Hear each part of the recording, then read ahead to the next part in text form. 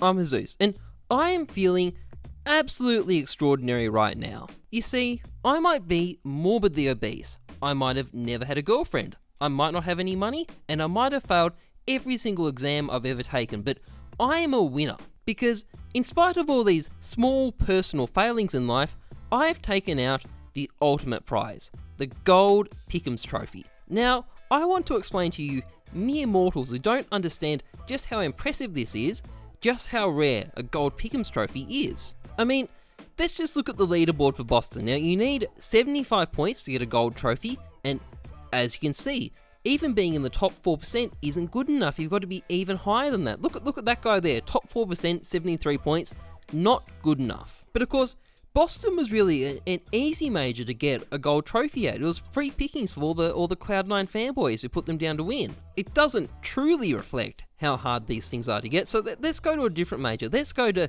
PGL. I mean, look at my mate up the top there. He's in the top 5% and he's only got 48 points. That's how hard these things are to get. That's how much genius is required. This guy's in the top 5% and he can't even muster up a silver trophy. In fact, if we believe the highly reliable source known as the random Reddit user, only 3 people got a gold trophy for Krakow.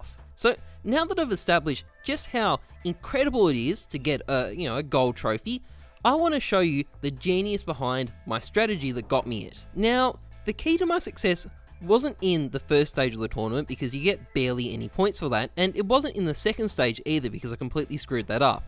The key to my success was in the playoffs. You see, I employed the master strategy of going for the most obvious picks that everybody else went for and hoping it worked out, except for complexity there. I tried to be a little bit different, it blew up in my face, but otherwise it worked out. So now that you've seen my master strategy of going for the most obvious choices possible, I think it's time that we marveled at the leaderboard and admire my completely, definitely 100% deserved top 1% rank, a true reflection of who I really am as a human being.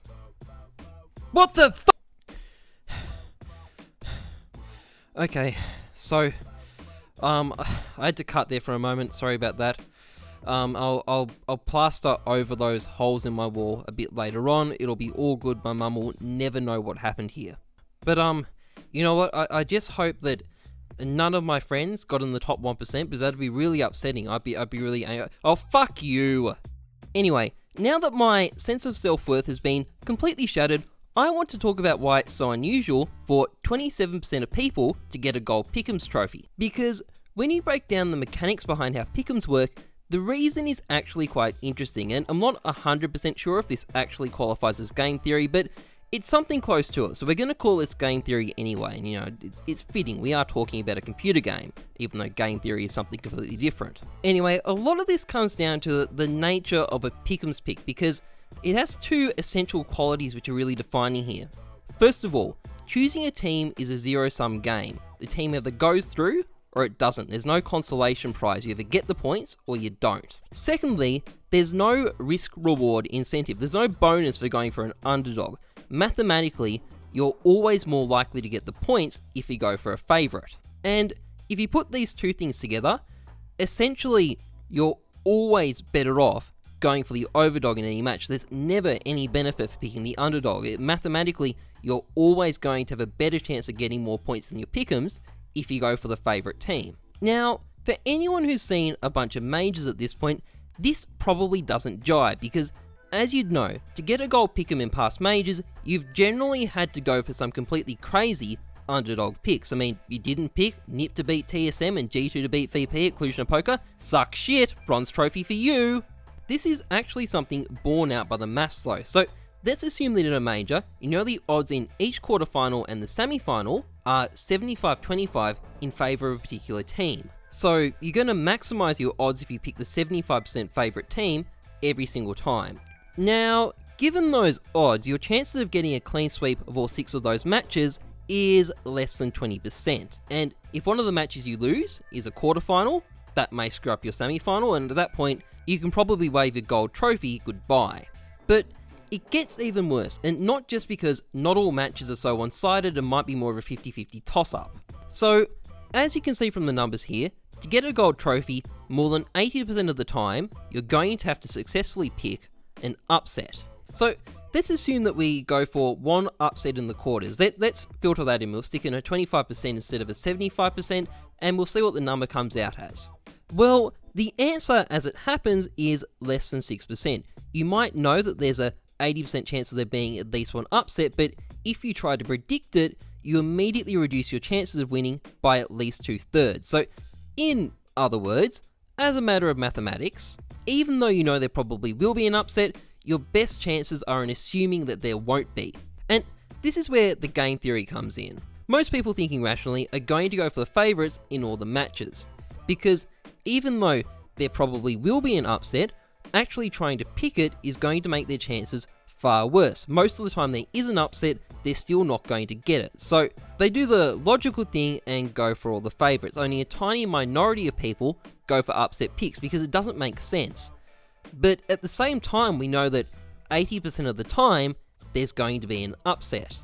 Well, 80% of the time in this model I've drawn up. I suspect in the real world, the odds are probably even more stacked against you, but we'll just stick with 80% because it's nice and neat. So, 80% of the time, there's going to be some sort of upset. There's going to be some left of field event, like, Gambit's run at PGL or something else like that.